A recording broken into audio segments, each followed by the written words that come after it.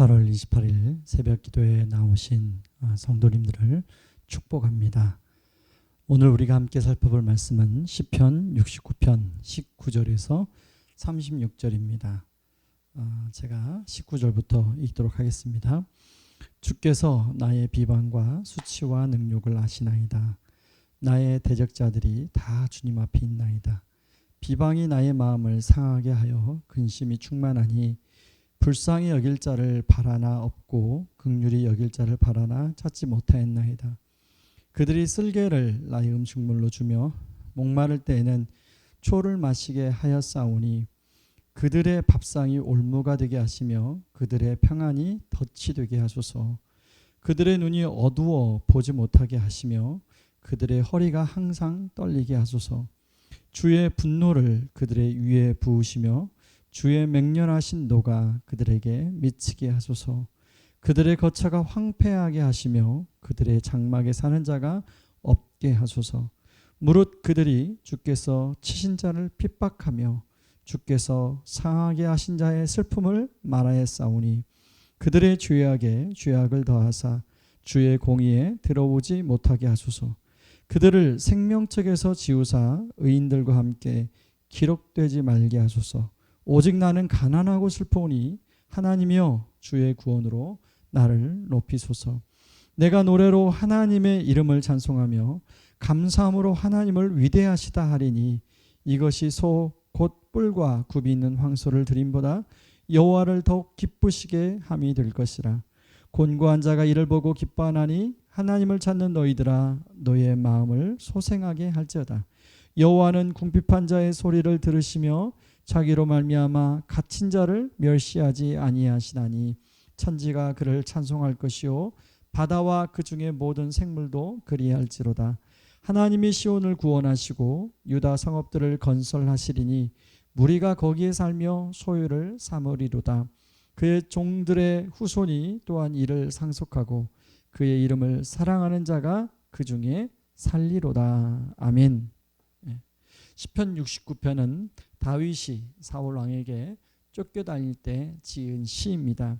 다윗이 30살에 왕이 되었으니까 거의 20대를 다윗은 사울 왕, 자기의 장인 어른이었던 사울 왕에게 쫓겨다녀서 광야에서 대부분의 시간을 보내게 됩니다. 심지어는 이스라엘의 영토에서 더 이상 있을 수가 없어서 적국인 블레셋으로까지 도망을 하게 되죠. 이런 상황에서 다윗은 자신의 처해 있는 상황을 오늘 시편 69편 2절에 보면 설 곳이 없는 깊은 수렁에 빠져 깊은 물에 들어가고 있다라고 비유하여 표현하고 있습니다. 19절에서는 자신이 사람들에게 받는 비방과 수치와 능욕을 언급합니다. 그로 인하여 마음이 상하고 근심이 충만하다고 이야기합니다. 그리고 쓸개가 음식물이 되었고 또 목마른 순간에 아주 시드신 초를 마시게 되었다고 고백하고 있습니다. 우리가 삶을 살다 보면 다윗처럼 이런 어려운 공경 가운데 놓일 때가 있죠. 우리 교회 옆에 개유병원이라는 곳이 있습니다. 이 개유병원에 보면 알코올릭에 걸린 분들 그리고 공황장애에 걸린 분들이 치료를 받는 곳입니다. 이런 질병에 걸린 분들이 처음부터 그런 질병에 노출된 건 아닙니다. 그런 병에 걸리게 된 계기가 있지요. 곤경에 처한 사연들이 있어서 그것 때문에 결국은 그런 깊은 병까지 가게 된 것입니다. 사실 우리는 인생을 살면서 우리의 모든 인생길이 평탄하고 꽃길이 되기를 원하고 기대합니다. 그러나 인생을 어느 정도 사심부진하면 결코 그렇지 않다는 것을 아실 것입니다. 왜냐하면 우리가 사는 세상에는 엉겅퀴도 있고 가시덤불도 있고 그리고 수많은 죄인들이 엉켜 살아가기 때문에 그렇습니다. 그러다 보니 자기도 모르게 시인과 같은 공경에 놓일 때가 있다는 것입니다. 이런 공경에서 그러면 시인은 어떤 반응을 하고 있는가 하는 것입니다. 여러분 이런 상황에 놓이게 되면 대부분의 사람들이 인간적으로 반응하고 싶어하는 생각이 본능적으로 들지요. 그런 사람을 원망하고 미워하고 증오하고 어떤 경우에는 거기에 맞는 상응한 대가를 치르도록 하게 하고 싶은 생각이 들고 그것을 행동으로 옮기기도 합니다. 그러나 다윗을 보게 되면 사실 직접 원수인 사울왕을 죽일 기회가 2번이나 있었지만 다윗은 사울왕을 죽이지 않습니다. 부하들이 다윗에게 이번 기회에 죽일까요? 라고 물어봤을 때 저 다윗의 입장에서 알아서 해 라고도 말할 수 있지만 그러면 자기도 책임을 외면하게 될 텐데 하나님의 기름 부은 자를 어떻게 죽일 수 있겠는가 하고 말립니다. 사실 다윗도 원수를 갖고 싶은 마음이 왜 들지 않았겠습니까? 그러나 다윗은 하나님의 말씀에 순종하고 택하고 행동합니다. 대신 오늘 본문에 나온 것처럼 하나님께 자신의 억울함을 가지고 나아가 기도합니다. 공의와 심판의 주가 되시는 하나님께 대신 심판하여 주시도록 기도하며 나아갑니다. 그러면 시편 69편 22절 23절에 보면 이렇게 나오죠. 그들의 밥상이 올무가 되게 하시며 그들의 평안이 덫이 되게 하소서. 23절에는 그들의 눈이 어두워 보지 못하게 하시며 그들의 허리가 항상 떨리게 하소서. 여러분 다윗의 이러한 기도를 통하여 알 수 있는 것은 다윗이 스스로 심판자가 되려고 하지 않는다는 것입니다. 대신 심판관 되시는 하나님께 심판하여 주시도록 기도로 요청하고 있습니다. 만약 다윗이 자신이 심판자가 되어 원수를 갚으려고 하였다면 다윗 역시 미움과 증오라는 마음의 병에 걸렸을 것입니다. 화병이 찾아왔을지도 모릅니다.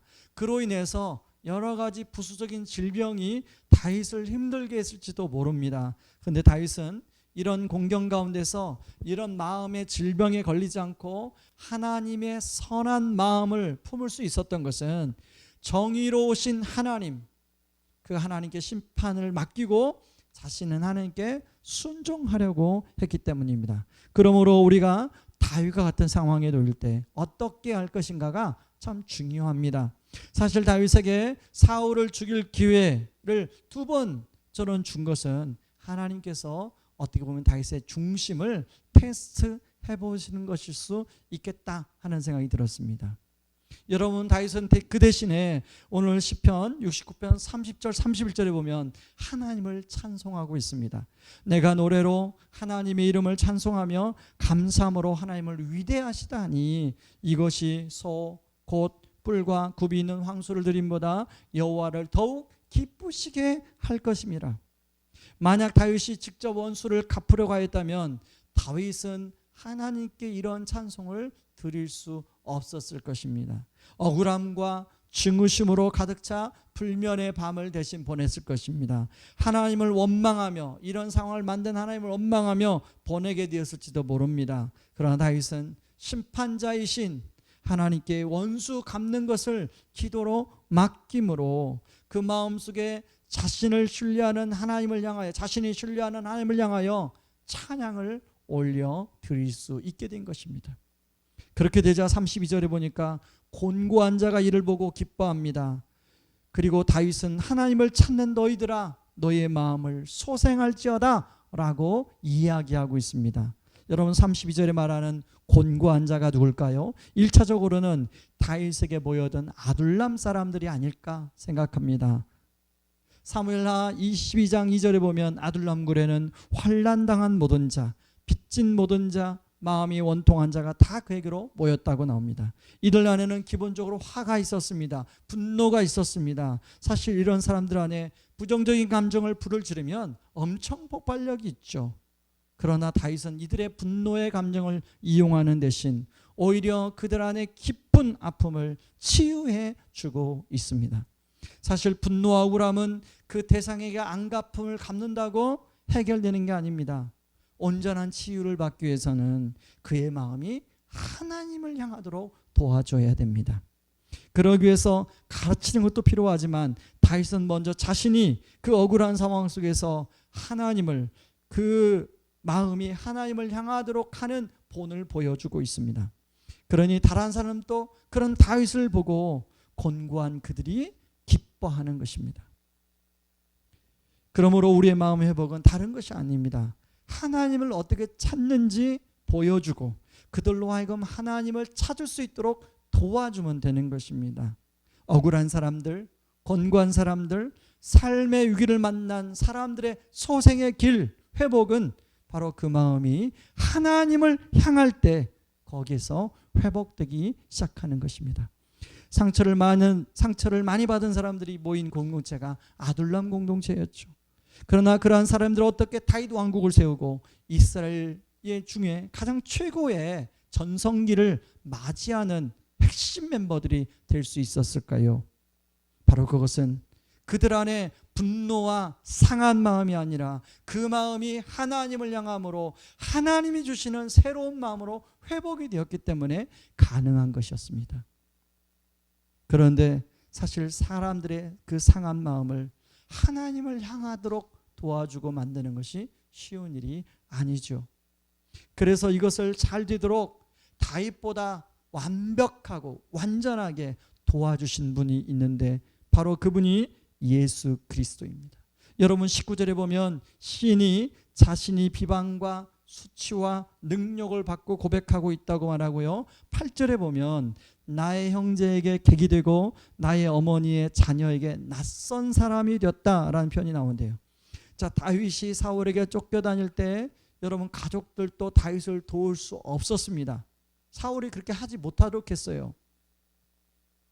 그런데 여러분 하나님의 아들이신 예수님이 늘 영광과 찬송을 받는 분이었지만 그분은 이 땅에 오셔서 칭찬이 아닌 비방, 명예가 아닌 수치, 영광이 아닌 능력을 대신 받았습니다.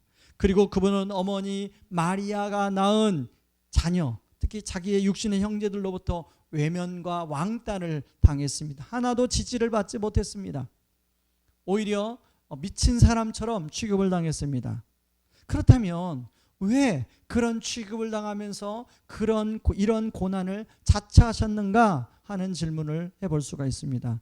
바로 그것은 죄 없는 그분이 우리의 죄를 속량하기 위해서, 저와 여러분이 받아야 할 죄값을 그분이 온전히 치르기 위해서, 우리의 죄가 드러날 때 받아야 될 비방, 우리의 죄가 다른 사람 앞에 화면이 드러날 때 받아야 할 수치, 능력을 예수님이 대신 받으신 것입니다.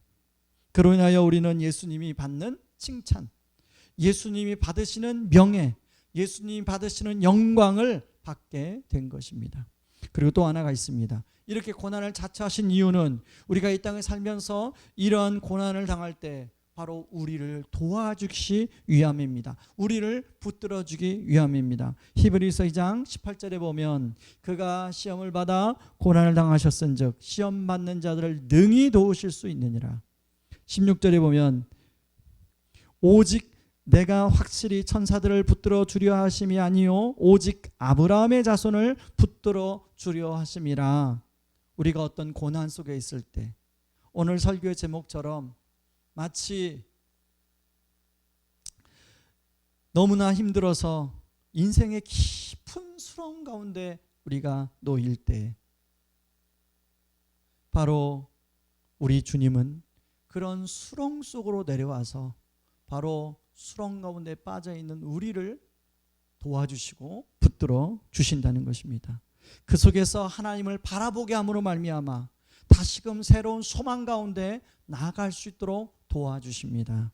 바로 그럴 때 아직은 여전히 인생의 깊은 수렁 속에 있을지라도 그 속에서 믿음으로 앞으로 그렇게 자신의 삶을 이끌어 주실 하나님을 찬양을 할 수 있는 것입니다.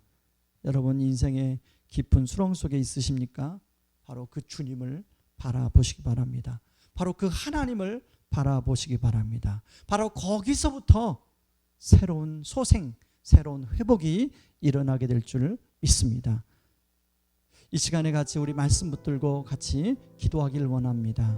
우리 기도할 때 오늘 하나님, 내가 어떤 상황이 있든지 간에 하나님, 내가 살아가면서 때로는 어떤 누군가의 피해로 인하여 참 그 사람을 향한 미움과 증오, 그리고 내가 그 사람을 향하여 뭐 어떻게 하고 싶어하는 그런 마음으로 너무 힘들 때, 바로 그럴 때 오늘 다윗처럼 그런 마음을 심판관이신 하나님께 맡겨드리게 하여 주시옵소서.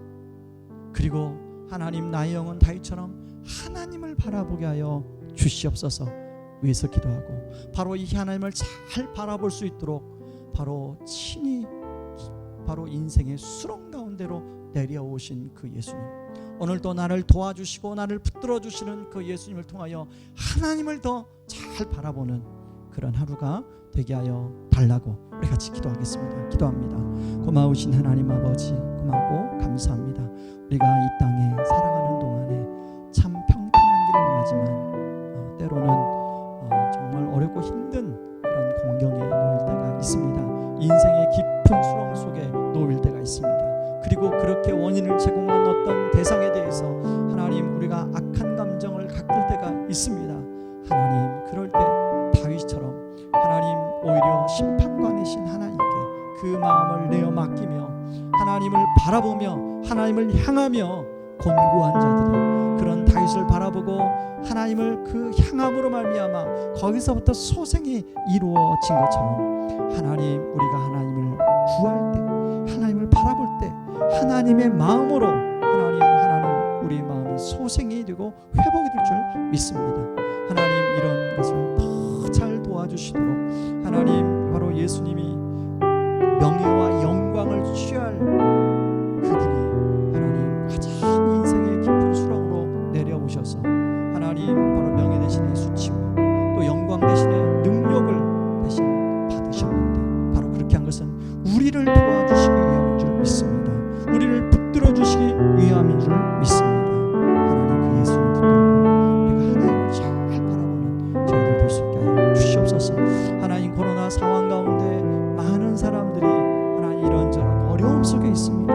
하나님, 그 어려움을 회복할 수 있는 길은 바로 하나님을 바라보는 것입니다. 있는 자리에서 정말로 하나님의 얼굴을 구하게 하여 주시고 하나님으로부터 오는 소생하는 힘을 얻을 수 있도록 도와주시옵소서. 예수님의 이름으로 기도하옵나이다. 아멘. 여러분, 이 시간에 기도할 때 이번 주일을 우리 예배를 위해서 같이 1부, 2부 예배, 주일학교에서 드려지는 예배를 위해서 함께 기도해 주시고 말씀을 준비하는 우리 주의 종들을 위해서 준비해 주시고 이제 1부 또 2부 99명까지 예배를 드릴 수 있습니다. 중고등부 또 청년부 대면과 온라인을 병행합니다. 하나님, 주일학교 온라인 예배를 드립니다. 하나님, 우리 성도들이 하나님 이제 위드 코로나 시대에 더욱 하나님 앞에 온전한 예배자로 하나님 설 수 있도록 도와주시옵소서. 하나님 앞에 온전한 예배를 드릴 수 있도록 도와주시옵소서. 우리 같이 기도해 주시기 바랍니다. 같이 기도하고 이제 2학기가 시작됩니다. 다락방이 시작이 됩니다. 우리 순장님들을 하나님 성령 충만함으로 붙들어 주시옵소서. 위해서 기도해 주시기 바랍니다. 함께 기도하겠습니다. 고마우신 하나님 아버지, 고맙고 감사합니다. 이번 주일을 이제 8월 마지막 주일입니다. 또 주일 말씀을 준비하는 저와 주의 종들을 위해 성령 충만함으로 함께 하여 주시고 하나님, 이번 주일도 하나님 우리의 귀한 성도님들에게 먹일 영적인 양식을 하나님 성령께서 허락하여 주시옵소서. 하나님, 그 말씀을 통하여 우리가 하나님의 얼굴을 구하는 그런 시간이 되게 하여 주시옵소서. 하나님, 주일 1부, 2부 이제 대면 예배가 시작이 되었습니다. 하나님, 또 청년부 또 중고등부 대면과 온라인을 병행합니다. 주일학교 온라인을 병행합니다. 하나님, 모든 예배 가운데 하나님 진정한 온전한 예배자로 우리 성도님들 쓸 수 있도록 주여 도와주시옵소서. 하나님 아버지, 2학기가 시작이 됩니다. 이제 다락방이 개강이 됩니다. 우리 순장님들을 성령 충만하게 붙잡아 주시옵소서. 하나님, 순장님들을 통하여 또 다락방에 속된 그 줌이지만 하나님, 다락방이 이번 학기에 온라인 오프라인으로 또 열심히 모여서 하나님 우리가 하나님을 예수님을 닮아가는 그런 다락방이 되게 하여 주시옵소서. 예수님의 이름으로 기도하옵나이다. 아멘. 여러분, 그